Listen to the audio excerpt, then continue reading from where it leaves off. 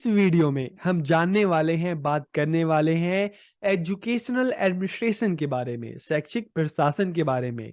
तो इस टॉपिक में हम किन-किन पॉइंट्स पर बात करेंगे। सबसे पहले हम जानेंगे कि एजुकेशनल एडमिनिस्ट्रेशन क्या होता है, फिर हम इसके ऑब्जेक्टिव की बात करेंगे, नेचर की बात करेंगे, स्कोप या इसके कार्यक्षेत्र की बात करेंगे और लास्ट में हम जानेंगे कि इसके फंक्शंस या कार्य कौन-कौन से हैं। तो हम वीडियो को शुरू करते हैं और सबसे पहले हम जानते हैं एजुकेशनल एडमिनिस्ट्रेशन क्या होता है, शैक्षिक प्रशासन क्या होता है। Educational administration employs the arrangement of the human and material resources and program available for education. कि शैक्षिक प्रशासन में सबसे पहले कौन सी चीज आती है, चाहे ह्यूमन है चाहे मटेरियल रिसोर्सेज है, ठीक है, उसको अरेंज करना। कि कोई भी इंस्टीट्यूशन है, चाहे मैनेजमेंट का है, चाहे टीचर एजुकेशन का है, चाहे लॉ का है, चाहे मेडिकल का है, तो सबसे पहले तो उसके लिए क्या चाहिए होता है, ह्यूमन रिसोर्स चाहिए होता है, मटेरियल चाहिए होता है, ठीक है, ताकि जो भी प्रोग्राम है उसको स्मूथली सही तरीके से चलाया जा सके। ठीक है, इसके अलावा अब इन रिसोर्सेज को सही तरीके से यूज करके, केयरफुली इनका यूज करके जो भी एजुकेशनल ऑब्जेक्टिव है उनको अचीव करना, उनको पाना। तो एजुकेशन एडमिनिस्ट्रेशन में हमने दो चीज देखी। सबसे पहले रिसोर्सेज को अरेंज करना और उनका सही तरीके से यूज करना, ताकि जो ऑब्जेक्टिव है, जो उद्देश्य है, उसको प्राप्त किया जा सके। तो एक काम किसका है, एजुकेशन एडमिनिस्ट्रेशन का काम है। एक तरह का किसी भी इंस्टीट्यूशन में एक फंक्शनिंग बॉडी है, ठीक है, एक्सिक्यूटिव बॉडी है जो इन चीजों को देखती है कि क्या क्या इंस्टीट्यूट को जरूरत है, इंस्टीट्यूशन की नीड क्या है, उसकी जरूरत क्या है, रिसोर्सेज कौन कौन से चाहिए और उन रिसोर्सेज को सही से यूज करके किस तरह से ऑब्जेक्टिव को पाना है। काम किसका है, एजुकेशनल एडमिनिस्ट्रेशन का काम है। Educational administration involves the management of learning material, teaching faculties and process that affect the environment of a formal educational institution। कि शैक्षिक प्रशासन में शिक्षण सामग्री की बात करते हैं, शिक्षण कर्मी टीचर्स की हम बात कर रहे हैं, यह जो प्रक्रिया है, ठीक है, तो इनका प्रबंधन शामिल होता है, इनको मैनेज करना, ठीक है, जो एक औपचारिक शैक्षिक संस्थान के वातावरण को प्रभावित करता है। तो एक इंस्टीट्यूशन को कौन कौन सी चीजें प्रभावित करती है, टीचिंग लर्निंग मटेरियल प्रभावित करते हैं, वहां पे जो टीचर्स हैं, जो फैकल्टी, वो प्रभावित करती है, जो टीचिंग लर्निंग प्रोसेस है वो इफेक्ट डालती है। तो इनको सही तरीके से मैनेज करना, अरेंज करना, इनको सही तरीके से अपने रिसोर्सेज को यूटिलाइज करना, अचीव करना अपने ऑब्जेक्टिव को, काम किसका है, एजुकेशनल एडमिनिस्ट्रेशन का काम है। अब हम इसके ऑब्जेक्टिव की बात करते हैं, उद्देश्य की बात करते हैं। To ensure adequate utilization of all resources, जैसे हम बात कर रहे हैं कि सभी संसाधनों का, चाहे मटेरियल रिसोर्सेज हो, चाहे ह्यूमन रिसोर्सेज हो, जिसमें teaching staff, non teaching staff ये लोग आते हैं, तो इनका सही तरीके से यूज करना, यूटिलाइज करना। To ensure professional ethics and professional development among teachers, कि शिक्षकों के बीच पेशेवर नैतिकता और जो व्यावसायिक विकास है उसको सुनिश्चित करना। कि किसी भी ऑर्गेनाइजेशन में काम करने वाली जो टीचर्स हैं, उनका, उनमें जो प्रोफेशनल एथिक्स है वो होने चाहिए, वो डेवलप करना। और उनका जो प्रोफेशनल डेवलपमेंट है उसके लिए चाहे एफडीपी ऑर्गेनाइज की जाए, चाहे सेमिनार की बात करें, चाहे कॉन्फ्रेंस की बात करें, तो इसके थ्रू इस चीज को इंश्योर करना कि टीचर्स का जो प्रोफेशनल डेवलपमेंट है, जो प्रोफेशनल एथिक्स है, वो धीरे धीरे वो उसका विकास हो रहा है कि नहीं। तो organise educational programmes for student, की विद्यार्थियों के लिए शैक्षिक कार्यक्रमों का आयोजन करना। To perform the functions of the educational institution effectively, कि शैक्षिक संस्थान के कार्यों को प्रभावी ढंग से करना। To prepare student for various vocation, की अलग अलग व्यवसाय के लिए बच्चों को तैयार करना। ठीक है, कि एक इंस्टीट्यूशन है, उसमें मैनेजमेंट के भी बच्चे हैं, उसमें लॉ के भी बच्चे हैं, उसमें एजुकेशन के भी बच्चे हैं, ठीक है, लैंग्वेज के भी हैं। तो बच्चों को अलग अलग जो वोकेशन है उनके लिए तैयार करना, उसके लिए जो भी रिसोर्सेज चाहिए, जो भी टीचर्स चाहिए, जो बच्चों के लिए अवेलेबल करवाना इंस्टीट्यूट में, ताकि जो एजुकेशनल ऑब्जेक्टिव है उसको अचीव किया जा सके। To ensure qualitative improvement of education, की शिक्षा में गुणात्मक सुधार सुनिश्चित करना। अब हम नेचर की बात करते हैं कि नेचर ऑफ एजुकेशनल एडमिनिस्ट्रेशन, की शैक्षिक प्रशासन की क्या क्या प्रकृति है। Educational administration includes not on process but various processes, कि इसमें सिर्फ एक प्रक्रिया नहीं है बल्कि बहुत सारी प्रक्रिया आती है एजुकेशनल एडमिनिस्ट्रेशन में। कौन कौन सी देखते हैं। यहाँ पे प्लानिंग है, ऑर्गेनाइजिंग है, स्टाफिंग है, डायरेक्टिंग है, बजटिंग, कंट्रोलिंग, इवेल्युएटिंग, कि यहाँ पे इसका सिर्फ एक काम नहीं होता है, इंस्टीट्यूशन में बहुत सारे काम होते हैं। प्लान भी करना होता है, ऑर्गेनाइज करना होता है, staffing, directing, budgeting, controlling, evaluating, ये सारे जो काम है एजुकेशन एडमिनिस्ट्रेशन के होते हैं। आगे चल के हम इन पे बात करेंगे। Educational administration is a non profit making task, कि शैक्षिक प्रशासन एक गैर लाभकारी कार्य है। तो नॉट प्रॉफिट मेकिंग टास्क कैसे है? क्योंकि एडमिनिस्ट्रेशन का काम प्रॉफिट अर्न करना नहीं होता, बल्कि इंस्टीट्यूशन को जो भी रिसोर्सेज चाहिए, ठीक है, उसको प्रोवाइड कराना, उसको सही तरीके से यूटिलाइज करना। तो इसका काम, जो मेन काम क्या है, मेन ऑब्जेक्टिव क्या है, इंस्टीट्यूशन को सही तरीके से उसको रन करना, सही तरीके से चलाना, जो भी रिसोर्सेज है उसको अरेंज करना, उसका सही तरीके से यूटिलाइज करना। तो इसका मेन जो काम प्रॉफिट नहीं है, बल्कि क्या है, इंस्टीट्यूशन को, संस्थान को सही तरीके से रन करना, सही तरीके से चलाना। और कोई भी इंस्टीट्यूशन अगर सही तरीके से चलेगा, सही तरीके से काम करेगा, प्रॉफिट तो अपने आप होगा। तो इसका मेन पर्पस क्या है, इंस्टीट्यूशन को सही तरीके से चलाना।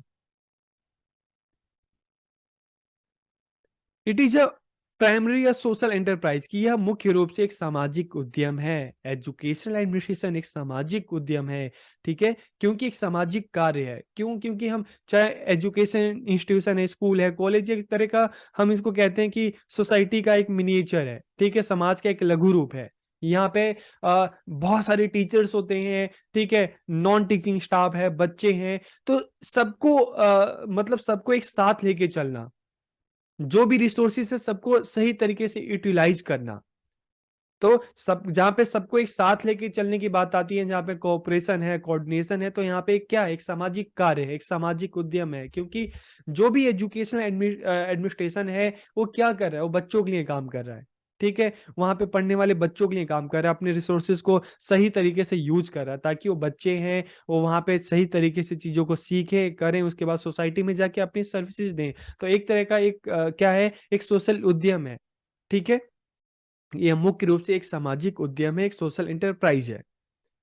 Educational administration is a science as well as an art, की एक विज्ञान भी है और एक कला भी है। विज्ञान क्यों है? क्योंकि इसमें जो भी एडमिनिस्ट्रेशन के जो लॉस हैं, जो प्रिंसिपल्स हैं, जो रूल्स हैं, उसको यूज किया जा रहा है, उसको अप्लाई किया जा रहा है। लेकिन एक आर्ट भी है, कि इतने सारे लोग होते हैं, टीचिंग स्टाफ है, नॉन टीचिंग स्टाफ है, सबको साथ लेके चलना, सबको मैनेज करना, रिसोर्सेज को अरेंज करना, उसको सही तरीके से यूटिलाइज करना। तो यहाँ पे आर्ट भी है, कि सबको साथ लेके चलना, सबको अलग अलग जो भी लोगों की जो भी अपनी कैपेसिटी होती है, जो स्ट्रेंथ होती है, उनको उस हिसाब से काम देना, काम को टाइम से करवाना। तो ये भी एक आर्ट है। तो साइंस के लॉस भी यूज हो रहे हैं, तो किस तरीके से अलग अलग लोगों को साथ लेके चला जाए, ठीक है, किस तरह से जो स्टाफ है उसको हैंडल किया जाए। तो ये आर्ट भी है और एक साइंस भी है। अब हम बात करते हैं स्कोप ऑफ एजुकेशनल एडमिनिस्ट्रेशन की, इसके कार्य क्षेत्र कहाँ कहाँ है, कहाँ कहाँ ये काम करता है। तो प्री स्कूल एजुकेशन, जो नर्सरी स्कूल्स होते हैं, ठीक है, प्री स्कूल्स होते हैं, वहाँ पे मैनेजमेंट एडमिनिस्ट्रेशन होता है। प्राइमरी स्कूल्स जो होते हैं, प्राथमिक शिक्षा, वहाँ पे हम देखते हैं इसको। Secondary education, higher secondary, higher education, और एजुकेशनल एनजीओ, जो एनजीओ से एजुकेशन में काम करती हैं। तो ये अलग अलग इंस्टीट्यूशन है, एजुकेशनल इंस्टीट्यूशन है, जहाँ पर जो एजुकेशनल एडमिनिस्ट्रेशन है उसका कार्य क्षेत्र है, यहाँ यहाँ ये एडमिनिस्ट्रेशन जो है काम करता है, ठीक है। अब हम फंक्शंस की बात करते हैं, कि एजुकेशनल एडमिनिस्ट्रेशन, शैक्षिक प्रशासन, इसके क्या क्या फंक्शंस हैं।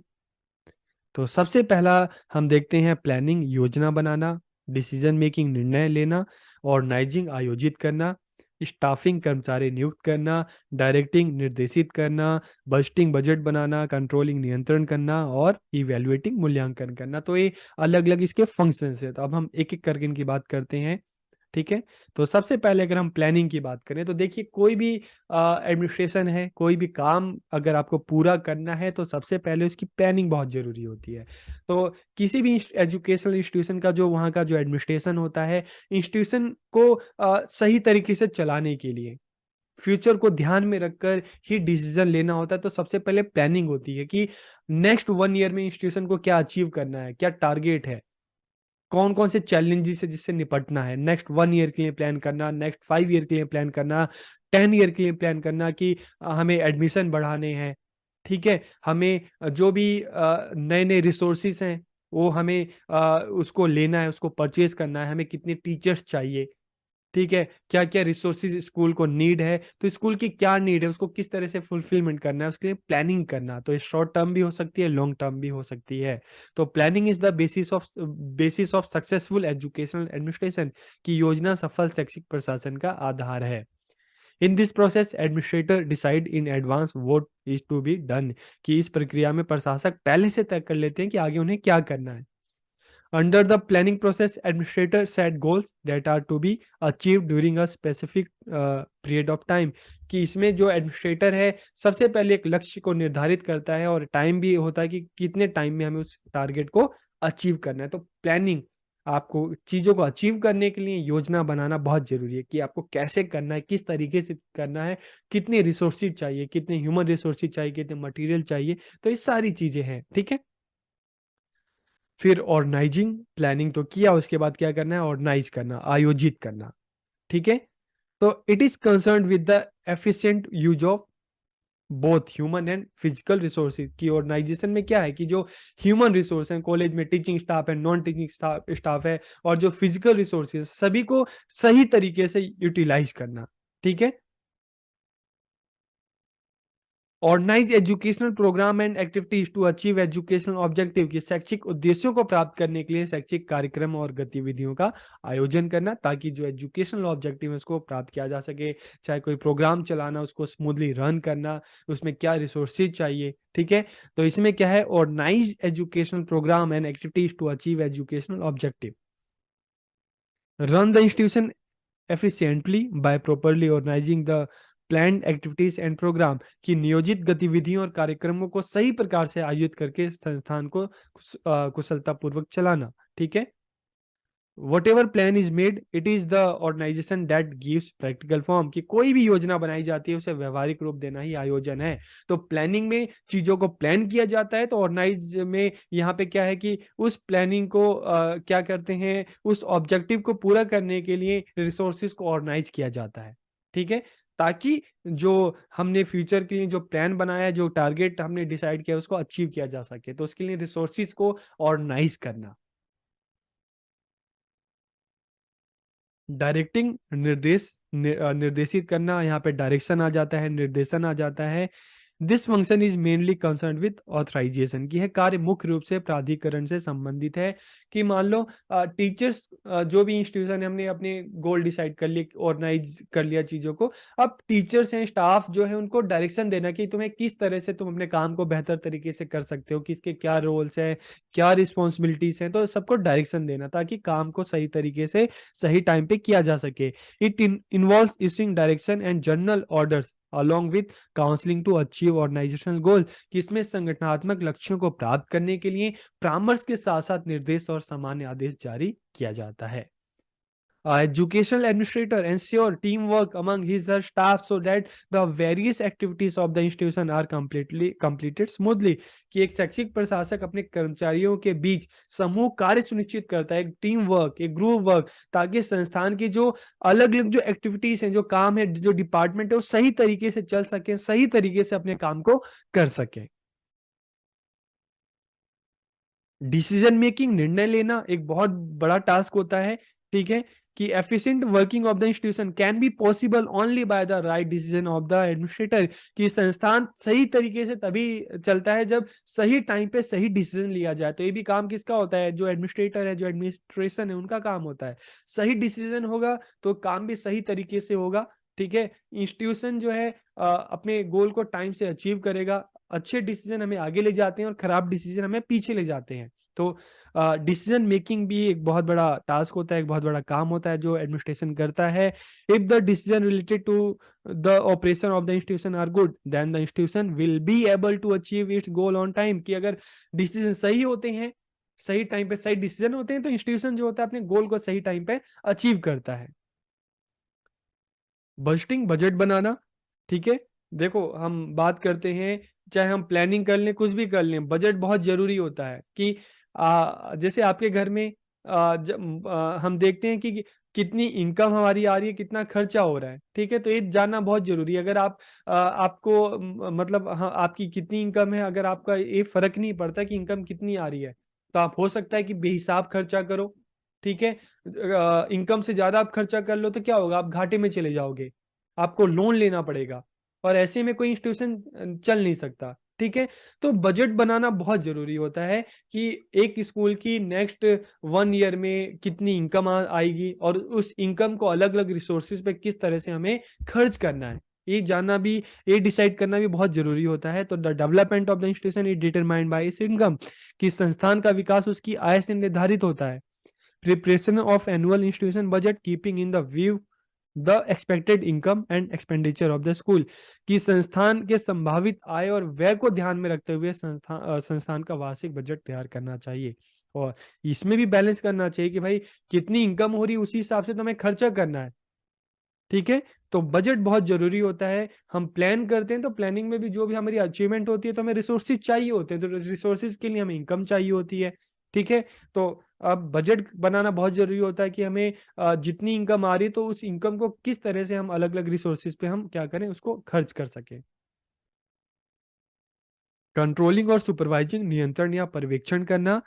By proper supervision and control of the education system, the educational administrator carry out the functions of the institution smoothly, कि शैक्षिक प्रशासन शिक्षा प्रणाली के पर्यवेक्षण और उचित नियंत्रण द्वारा ही संस्थान के कार्यों को सुचारू रूप से संपन्न करता है। देखो किसी भी इंस्टीट्यूशन में जो भी अलग अलग जो वर्कर्स हैं, स्टाफ जो है, काम सही तरीके से हो, किसी तरह का कोई कॉन्फ्लिक्ट ना हो, सही टाइम पे काम कंप्लीट हो, तो इसके लिए सुपरविजन या कंट्रोल बहुत जरूरी होता है। कंट्रोल अगर होगा, वर्कर्स पे कंट्रोल होगा, तो कहीं पे भी किसी तरह की हम देखते हैं कंट्रोवर्सी नहीं होगी, सब अपने अपने काम को अपने अपने सही तरीके से टाइम पे करेंगे, आपस में किसी तरह का डिस्प्यूट नहीं होगा, किसी तरह का विवाद नहीं होगा। तो इसलिए कंट्रोलिंग भी बहुत जरूरी होता है और सुपरवाइजिंग भी जरूरी होता है, ताकि काम को देखते रहें कि हाँ सही तरीके से हो रहा है कि नहीं हो रहा। इवेल्युएटिंग, मूल्यांकन करना बहुत जरूरी है। Evaluation is also part of administration, की मूल्यांकन भी प्रशासन का एक अंग है। It is the method use in assessing the result of a plan, कि जो योजना बनाई है वो किस तरह से सफल हुई ना हुई, उसके लिए इवेल्युएशन करना बहुत जरूरी है। The educational administration evaluates to know whether the personnel and system have helped in achieving the goal that was set out to be achieved, कि शैक्षिक प्रशासन ये जानने के लिए मूल्यांकन करता है कि हमने अभी तक जो गोल डिसाइड किए थे क्या हम उसको अचीव कर पाए हैं या नहीं कर पाए हैं। अगर मान लो अचीव नहीं कर पाए तो क्या प्रॉब्लम थी जो अचीव नहीं कर पाए, तो इस चीज को असेस करना है। ओके। और स्टाफिंग, कर्मचारी को नियुक्त करना, कि इंस्टीट्यूशन में कितने टीचिंग स्टाफ चाहिए, कितना नॉन टीचिंग स्टाफ चाहिए, तो इसको ये जो कर्मचारी नियुक्त करना या स्टाफिंग, ये भी किसका काम है, एडमिनिस्ट्रेशन का काम है। और इसके साथ के साथ right person should be given the right duty, कि सही व्यक्ति को सही तरीके से काम दिया जाना चाहिए, उसके हिसाब से, उसके स्ट्रेंथ के हिसाब से। There should be equal distribution of work among the staff, कि कर्मचारियों के बीच समान के बीच काम का समान वितरण होना चाहिए, ये नहीं कि किसी को कम काम किसी को ज्यादा। तो कर्मचारियों को जो भी स्टाफ है उसको अपॉइंट करना, ठीक है, उनकी नियुक्ति करना, और उनकी स्ट्रेंथ के हिसाब से, उनके इंटरेस्ट के हिसाब से उनको सही काम देना, और इक्वल डिस्ट्रीब्यूशन ऑफ वर्क होना चाहिए। तो आज के इस वीडियो में हमने एजुकेशनल एडमिनिस्ट्रेशन के बारे में जाना, कि क्या होता है, उसका क्या ऑब्जेक्टिव है, क्या नेचर है, ठीक है, इसका स्कोप क्या है, और इसके फंक्शंस कौन कौन से हैं। तो आपको वीडियो कैसी लगी कमेंट करके जरूर बताइए। आप सबका बहुत बहुत धन्यवाद।